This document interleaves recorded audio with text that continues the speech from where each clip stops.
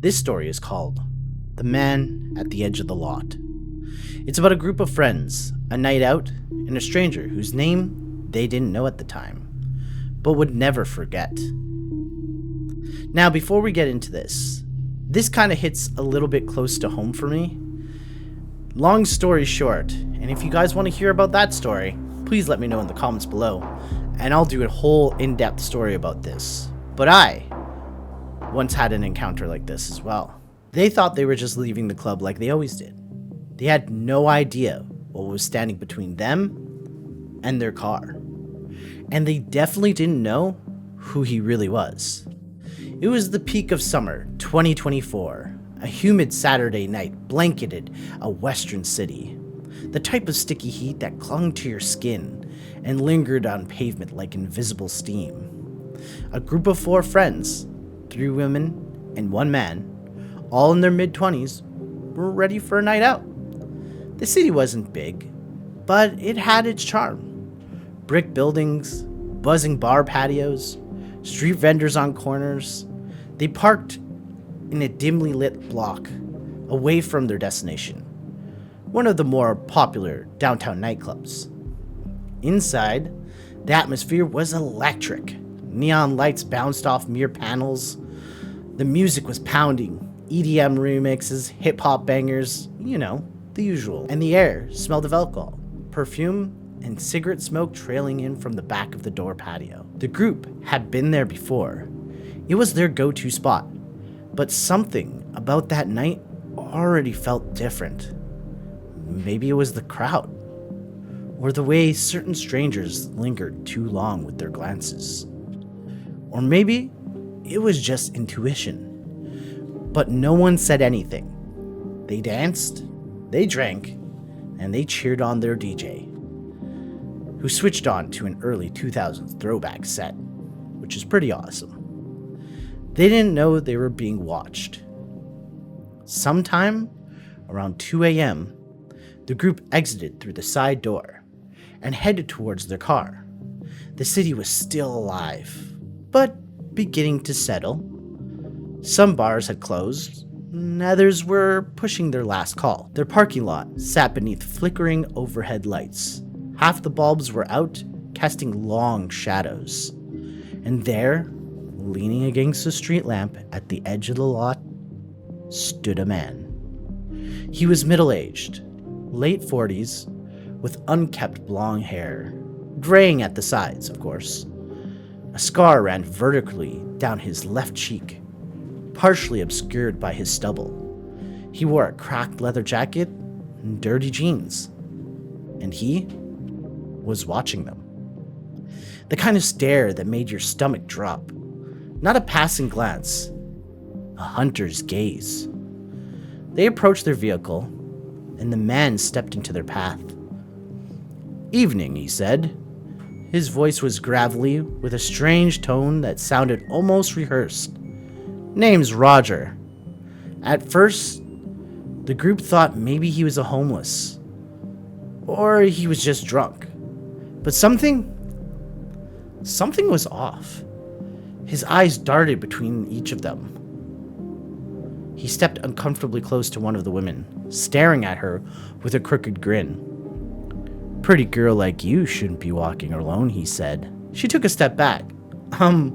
We're not alone," she replied. Roger's grin widened.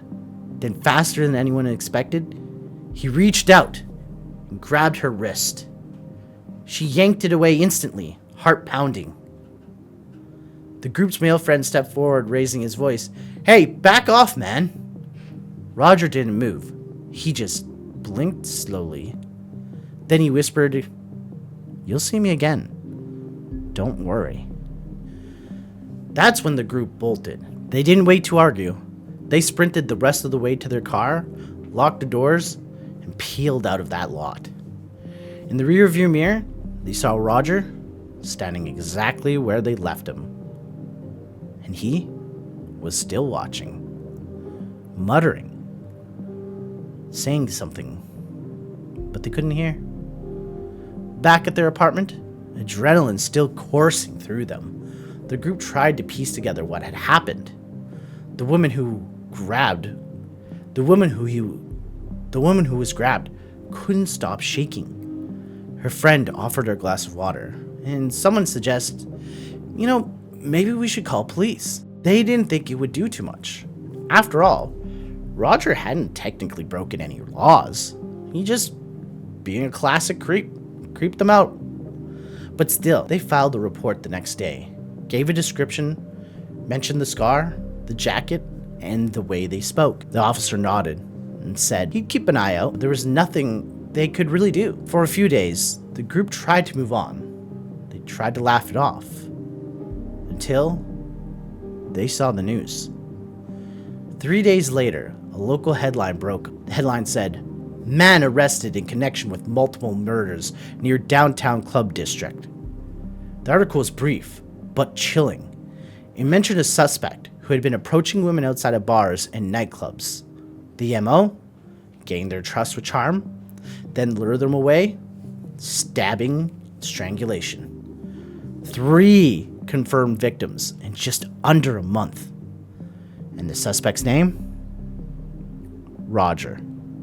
And when the group saw his mugshot, there was no doubt. Same scar, same eyes, same man. Internet sleuths, they began digging. Some speculated that Roger was more than just a local killer.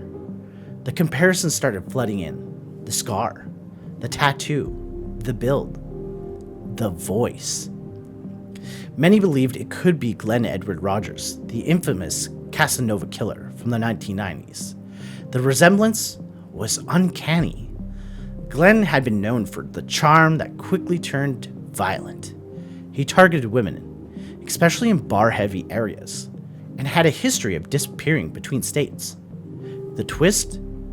Glenn Rogers was back in the news in 2024 because of renewed media interest leading up to his scheduled execution in 2025. A resurfaced 2012 documentary, My Brother the Serial Killer, had gone viral again on Netflix. People began to wonder, was the man caught in 2024 actually Glenn Rogers? Or was somebody copying his style? Authorities have never publicly confirmed the full identity. The 2024 Roger may have been an obsessed copycat, or maybe Glenn Rogers had ties to someone local. Either way, the danger, it was real. And the group had walked away from it by inches.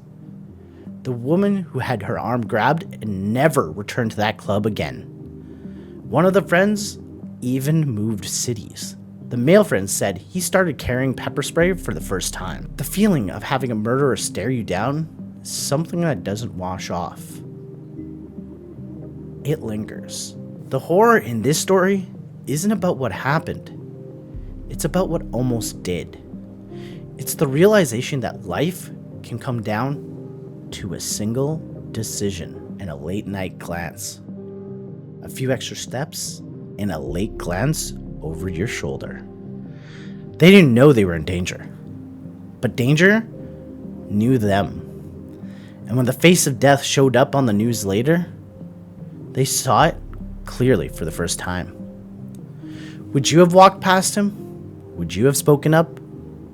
Would you have survived? This wasn't a ghost story. This was real. And sometimes reality is the scariest story of all. Now, just before we end this story, I thought I'd give you guys a little bit of an insight into my personal story with an encounter with a serial killer. So, this was approximately 2012 or 2010. I had been friends with this particular person for several years prior to this. And in 2012, we ended up becoming roommates. And I ended up dating one of his exes, whom I have a child with and am now happy with right now. But this person had also unalived 4 people. If you guys want to hear that story, let me know in the comments below, and I'll tell you all about my close encounter with a serial killer. That's all for now. Zenith out.